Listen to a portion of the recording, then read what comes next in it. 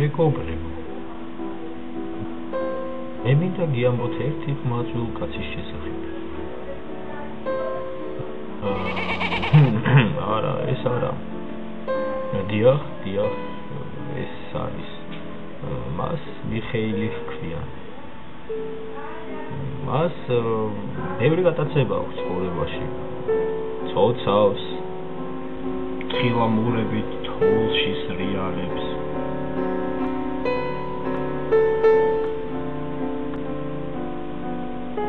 კიდევ თებში ცოცავს. დიახ.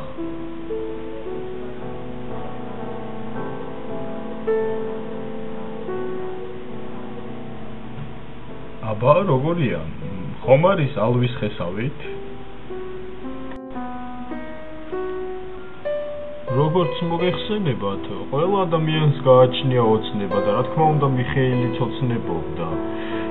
მოტოციკლებზე, აი ესეთზე, ან და თუნდაც ესეთზე.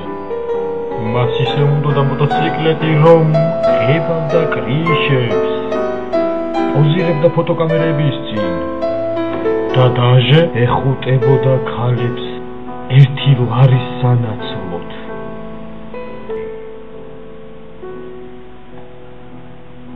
და იცით შემდეგ რა მოხდა?